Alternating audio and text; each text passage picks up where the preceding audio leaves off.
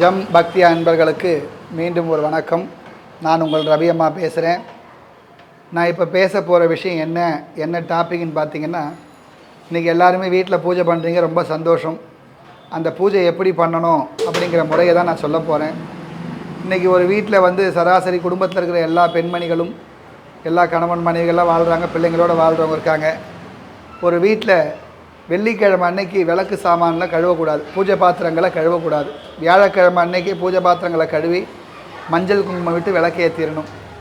அதே போல் வீடு வாசலை சுத்தமாக வச்சுருக்கிறவங்க முடிஞ்சால் வெள்ளிக்கிழமை தோறும் லக்ஷ்மி கடாட்சம் உண்டாகணும் அப்படின்னா பசுமாட்டு கோமியத்தை வீட்டில் தெளிக்கணும். வெள்ளிக்கிழமை தோறும் பசுமாடு கோமியம் தெளித்து வாசலில் மாயிலை வேப்பிலைகள் வச்சு அந்த வீட்டில் ஒரு விளக்கு ஏற்றுறோம், ஒரு சாம்பிராணி போடுறோம்னு சொன்னால் அந்த வீடு லக்ஷ்மி கடாட்சமாக இருக்கும். அதுமாதிரி எல்லார் வீட்லேயும் இந்த கண்ணாடி பவுல்லையாவது இல்லைன்னா ஒரு பாத்திரத்து, இந்த பீங்கான் பாத்திரம்னு சொல்லுவாங்க, அதில் கல்லுப்பு வைங்க, பூஜையில் வைங்க. வெள்ளிக்கிழமை அது வைங்க, மறு வெள்ளிக்கிழமை அதை எடுத்து சமையலுக்கு பயன்படுத்திட்டு திருப்பி வேறு உப்பு வைங்க.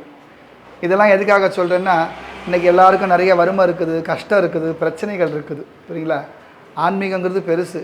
நான் சொல்கிறது வீட்டு வழிபாடு, சரிங்களா? இன்றைக்கி சனிக்கிழமை நான்வெஜ் சாப்பிடாதவங்க இருக்கிறாங்க, வியாழக்கிழமை நான்வெஜ் சாப்பிடாதவங்க இருக்கிறாங்க, வெள்ளிக்கிழமை நான்வெஜ் சாப்பிடாமல் இருக்கிறவங்கலாம் இருக்கிறாங்க. அதனால் என்றைக்கெல்லாம் நீங்கள் வீட்டில் பூஜை புனஸ்காரம் பண்ணுறீங்களோ அப்போல்லாம் வீட்டில் பஞ்சபாத்திரத்தில் தண்ணி மாற்றி வைங்கோ. ஏன்னா மெயினாக பகவானுக்கு தண்ணி வைக்கணும். அந்த பஞ்சபாத்திரத்தில் தண்ணி மாற்றி வைங்கோ. வியாழக்கிழமையே பூஜை பாத்திரங்களை கழுவி மஞ்சள் குங்குமம் இட்டு வெள்ளிக்கிழமை விளக்கு ஏற்றுங்கோ. அது ரொம்ப விசேஷம். ரெண்டாவது, பித்ருக்களை வழிபாடு பண்ணுங்கள். நீங்கள் எப்போல்லாம் வீட்டில் சுவாமி கும்பிட்றீங்களோ அப்போல்லாம் பித்ருக்கள் படம் இருந்தால் அவங்களுக்கு பூவை போட்டு அவங்களுக்கும் தண்ணி அதெல்லாம் வச்சு நமஸ்காரம் பண்ணுங்க. என்ன, எல்லாரும் ஆன்மீக சிந்தனையோடு இருங்க, பக்தி நெறியோடு இருங்க, புரியுங்களா? யாருக்கும் ஏமாத்தாதீங்க, யாருக்கும் பொய் சொல்லாதீங்க, பிறருடைய வாழ்க்கையில் குறுக்க புழுந்து அந்த வாழ்க்கையை நாசம் பண்ணாதீங்க. அதே மாதிரி தர்மம் பண்ணுங்க. ஏன்னா நம்ம எல்லாமே கரெக்டாக பண்ணிட்டா சுவாமி நம்ம கூடயே இருப்பார். நம்ம எல்லா தீயதையும் பண்ணிவிட்டு சுவாமியை கும்பிட்டா சுவாமி நம்ம கூட இருக்க மாட்டார். அதனால் தர்ம சிந்தனையோடு இருந்து நல்ல குணத்தோடு இருந்து நீங்கள் பக்தி வழிபாடு பண்ணுங்கள். உங்கள் வீட்டிலேயே அம்பாள் பேசுவாள்.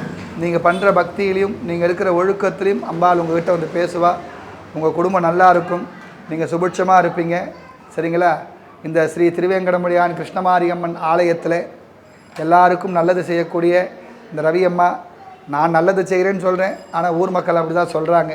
அதனால் எல்லோரும் நல்லா இருக்கணும்னு நான் கிருஷ்ணமாரியம்மனையும் திருவேங்கடமுடியானையும் பிரார்த்தனை பண்ணிக்கிறேன்.